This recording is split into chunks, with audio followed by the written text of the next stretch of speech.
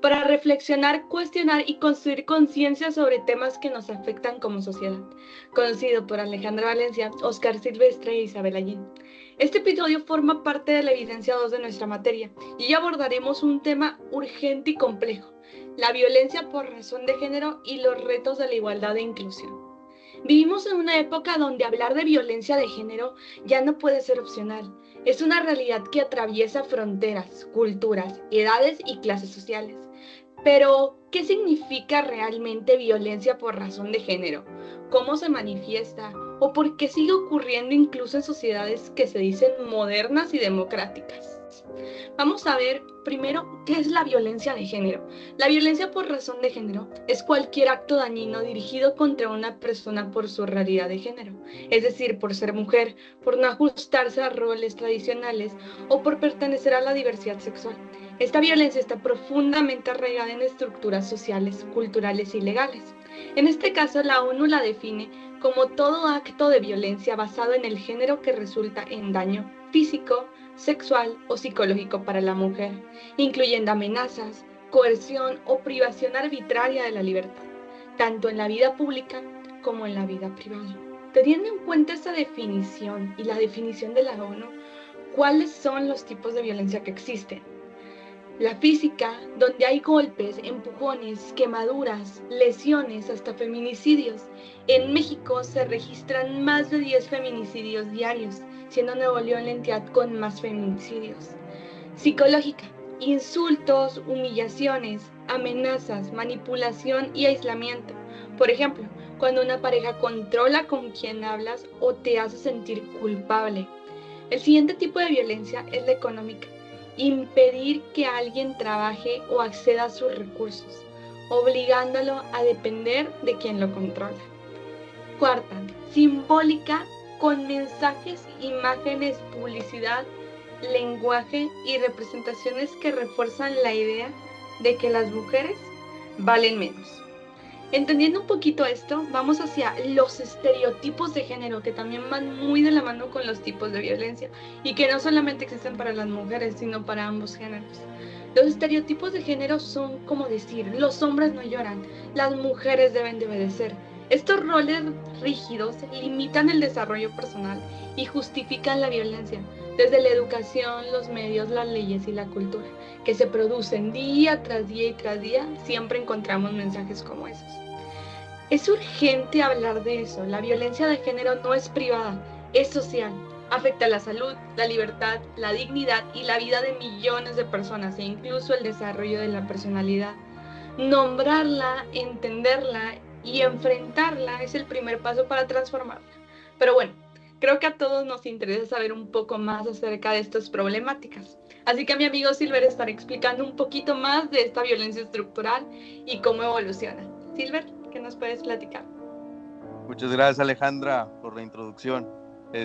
Ahora vamos a profundizar en cómo las estructuras sociales y culturales, espérame tantito que se me movió aquí, perpetúan la violencia. La violencia estructural y cultural contra las mujeres se refiere a las formas en que las estructuras sociales, económicas y políticas, así como las normas culturales, perpetúan la discriminación y la violencia contra las mujeres. Según Joan Galtung, una definición académica, en 1969, la violencia estructural ocurre cuando la organización social genera desigualdad y priva a las personas de satisfacer sus necesidades básicas. En este caso, hablamos de cómo las mujeres enfrentan barreras sistemáticas que afectan su calidad de vida. Incluye la falta de acceso a educación, empleo, salud y justicia, así como la discriminación en el lugar de trabajo y en la sociedad en general. Por ejemplo, la brecha salarial de género en México ronda el 18% según la OIT. Se refiere a las normas, la violencia cultural, a valores y creencias que justifican la violencia o la desigualdad. Un ejemplo serían los estereotipos, el cómo las mujeres deben dedicarse a el hogar o a la normalización de frases como si te cela es porque te quiere. La CEDAW, Convención sobre la Eliminación de todas las formas de discriminación contra la mujer, aprobada por la ONU en 1979, establece principios para eliminar la discriminación en todos los ámbitos. La Convención de Estambul busca prevenir y combatir la violencia contra las mujeres y la violencia doméstica. La Convención de Belmont de Parra, adoptada en 1994, es clave en América Latina y el Caribe para prevenir, sancionar y erradicar la violencia contra las mujeres. En el contexto mexicano, según el INEGI, en México el 43.9% de las mujeres han sufrido violencia emocional, el 29.5% violencia física y el 8.9% violencia sexual. Estos datos reflejan que casi 1 de cada 2 mujeres han enfrentado algún tipo de agresión a lo largo de su vida. Casos emblemáticos como los feminicidios en Ciudad de Juárez desde los años 90 son uno de los ejemplos más alarmantes de violencia estructural y cultural. Otro caso es el de la niña Paola Andrea Besa, que evidenció la falta de respuesta efectiva del sistema de justicia. Impunidad, según la ONG Justicia para Nuestras Hijas. Solo el 2% de los casos de feminicidio en México son resueltos, lo que refleja una grave crisis de acceso a la justicia. Sin duda, casos y estadísticas muy alarmantes, pero no solo la violencia de género. Es importante informarse, sino también la diversidad sexual y su discriminación. Isabela, ¿qué nos puedes contar al respecto? Bueno, muchísimas gracias, Oscar, por esta información. Y sí, concuerdo contigo que la violencia estructural hacia la comunidad va en aumento. En México, la diversidad sexual abarca una amplia gama de orientaciones, identidades y expresiones de género. Aunque se han producido avances en materia de derechos, persisten profundas desigualdades y formas de discriminación estructural. La discriminación estructural, según el CONAPRED, entre el 2012 y el 2022 se registraron más de 1.100 actos de discriminación respecto a la orientación sexual como la principal causa. Esto afecta a los derechos fundamentales como el acceso al trabajo, la salud y la vida libre de violencia. Respecto a las personas trans, estos son uno de los grupos más vulnerables que han enfrentado rechazo social, exclusión laboral y falta de reconocimiento legal integral. Esto aumenta su riesgo de violencia y marginación. Vamos a hablar sobre el lenguaje no sexista. El lenguaje refleja o desafía la exclusión. El lenguaje no sexista busca visibilizar y reconocer los derechos.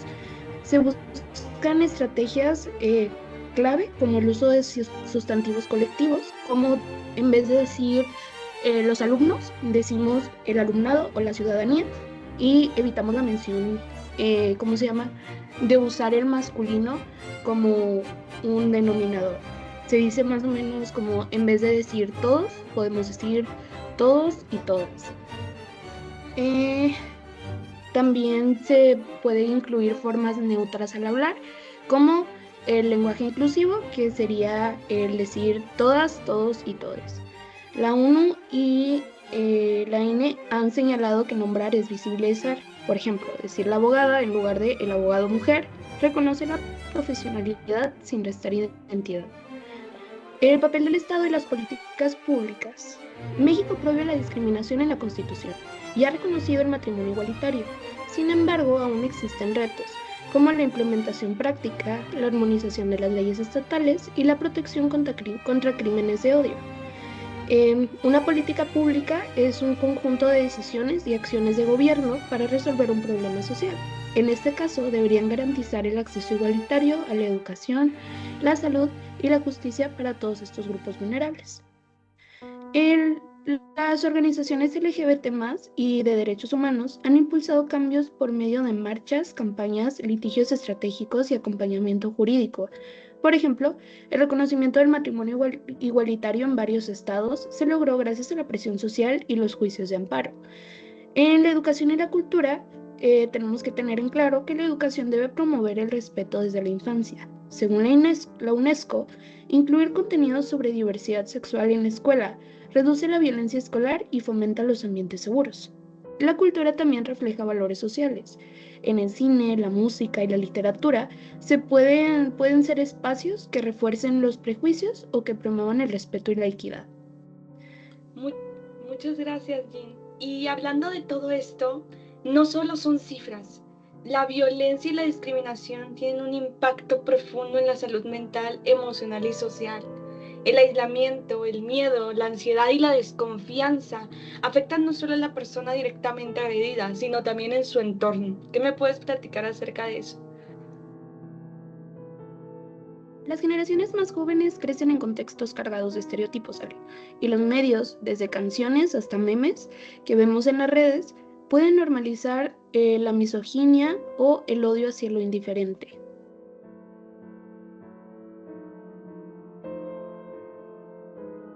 Los retos son enormes: la impunidad, el miedo a denunciar, la falta de educación en igualdad, la pobreza, las barreras legales, hospitales sin protección de protocolos de protección digna. También hay propuestas claras: armonizar leyes entre federaciones y estados, especialmente en temas de identidad de género y derechos laborales, la capacitación obligatoria a funcionarios en perspectiva de género y diversidad, los protocolos de atención integrales para víctimas, la educación desde la infancia sobre el respeto, la equidad y la diversidad, y más que nada, fomentar espacios seguros de denuncia. Ahora sí, perdón. Y ahora les dejamos algunas preguntas para que reflexionen con nosotros y con nosotros. ¿Cuántas personas cercanas han vivido discriminación por género u orientación sexual? ¿Qué tan difícil creen que sería denunciar un caso de violencia? ¿Qué barreras hay? ¿Cómo influye la música, el cine, las redes sociales en estos temas? Ahora sí, público, les dejo estas preguntas a su criterio. Háganoslo saber en los comentarios. También, más que nada, tenemos que tener en claro que construir una sociedad igualitaria e incluyente requiere luchar contra la discriminación estructural, usar un lenguaje inclusivo, impulsar las políticas públicas efectivas, fortalecer la participación de la sociedad civil y promover la educación y la cultura. Solo así se podrá erradicar la exclusión y garantizar el pleno ejercicio de los derechos humanos para todas las personas, sin importar su género, orientación sexual o identidad. Muchas gracias.